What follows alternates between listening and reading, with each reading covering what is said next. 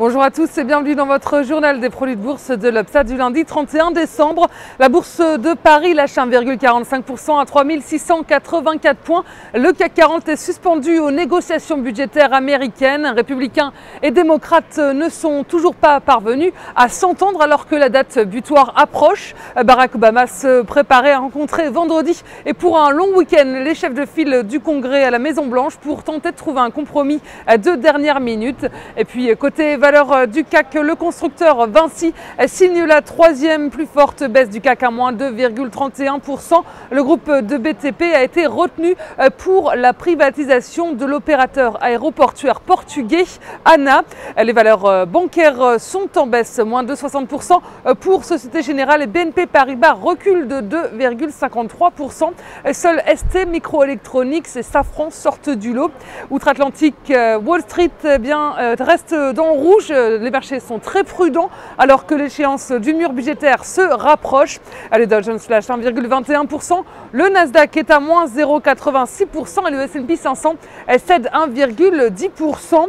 Les marchés attendent la réunion de la dernière chance entre Barack Obama et les chefs de file du Congrès et de la Maison-Blanche.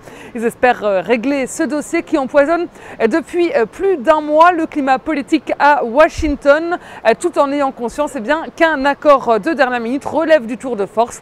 Mais pour autant, les marchés financiers ne croient pas au scénario catastrophe. Ils tablent au contraire sur un accord partiel d'ici lundi et d'ici aujourd'hui et sur une poursuite des négociations sur les premières semaines de 2013.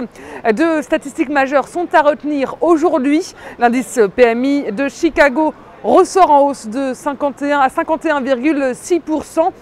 Les ventes de logements en cours sur le mois de novembre augmentent également d'1,7% et c'est un nouvel indicateur optimiste, signe du rétablissement du secteur immobilier américain.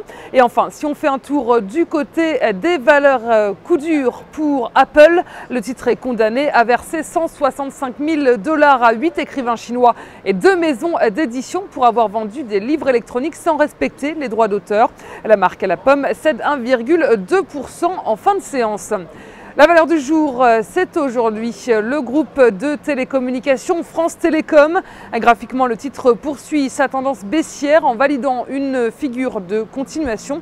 Et de plus, les cours restent campés sur la moyenne mobile à 50 jours descendante. Et enfin, l'indicateur de vitesse RSI forme une figure baissière en têtes et épaules.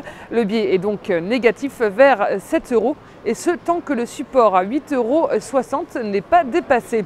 La stratégie qui vous est proposée pour jouer cette valeur, c'est l'achat du Warrant Call France Télécom à 3263 T d'Unicredit au prix d'exercice de 8 € et d'échéance au 7 juin 2013.